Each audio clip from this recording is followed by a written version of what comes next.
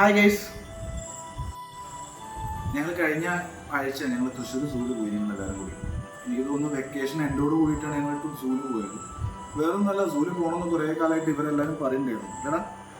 അപ്പോൾ എന്താ വെച്ചെങ്കിൽ നമ്മൾ പോവാതിരുന്ന വേറെ നല്ല തൃശ്ശൂർ സൂല് എത്രത്തോളം മൃഗങ്ങളുണ്ടാവും അങ്ങനത്തെ കാര്യങ്ങളൊന്നും നമുക്കറിയില്ലായിരുന്നു. പിന്നെ അതിൻ്റെ ഇടയ്ക്ക് കേട്ടിട്ടുണ്ടായിരുന്നു തീരെ ഒന്നുമില്ല, മൃഗങ്ങളൊന്നുമില്ല, അങ്ങനത്തെ കേട്ടിട്ടുണ്ടായിരുന്നു. പക്ഷെ ഞങ്ങൾ പോയിട്ട് ഒരുപാട് കണ്ടു. ഇല്ല, ആദ്യം എന്തെങ്കിലും കണ്ടു? ഹിപ്പോപ്പൊട്ടാമസിനുണ്ട്, സിംഹത്തിനുണ്ട്, കടുവയൊക്കെ ഉണ്ട്. പിന്നെന്താണ്ട്? പിന്നെ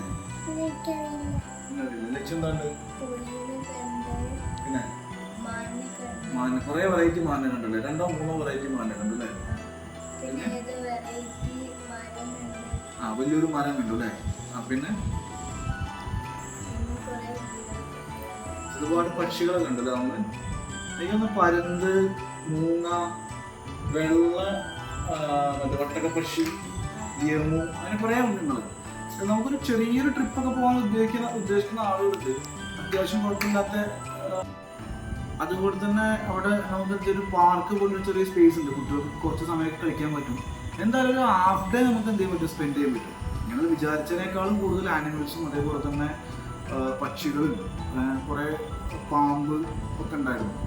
എന്തായാലും ഞങ്ങൾക്ക് എൻജോയ് ചെയ്യാൻ പറ്റും. ഞങ്ങൾ അത്യാവശ്യം എൻജോയ് ചെയ്തു. ചെറിയൊരു ട്രിപ്പൊക്കെ പോകാൻ ഉദ്ദേശിക്കുന്ന ഒരാൾക്ക് പറ്റിയൊരു ഇതാണ് തൃശ്ശൂർ സൂ എന്നാണ് എൻ്റെ ഒരു അഭിപ്രായം. എന്താ നമുക്ക് ഇനിയിപ്പോൾ നമ്മളെവിടെ പോകാൻ പ്ലാൻ ചെയ്യുന്നത്? എങ്ങനെ പോകുന്നത്? സൂവിൽ ഇനി പോകണം. ഏത് സൂവിലാണ് പോകണം? തൃശ്ശൂർ പോലെ ഇനി പോകണത്. ഇനി ഞങ്ങൾ പോകണ്ടല്ലേ? അത്രയൊന്നും കാണാനില്ല, ചെറിയതുള്ളൂ അല്ലേ? ഓക്കെ. ആദ്യം ഇനി എങ്ങനെയും പോകണ്ടോ? പ്ലാൻ ഉണ്ടോ സ്കൂളിന് അടുത്ത വെക്കേഷനിൽ? എനിക്ക് മൈസൂർ സൂവിൽ പോകണം കുറേ ആഗ്രഹം ഉണ്ടായിരുന്നു. ആയിക്കോട്ടെ, അപ്പം നമുക്ക് ഇനി അടുത്ത പ്രാവശ്യം അങ്ങോട്ട് പോകണം. ഓക്കെ. പിന്നെ ഇതിനോട് കൂടെ തന്നെ വീഡിയോ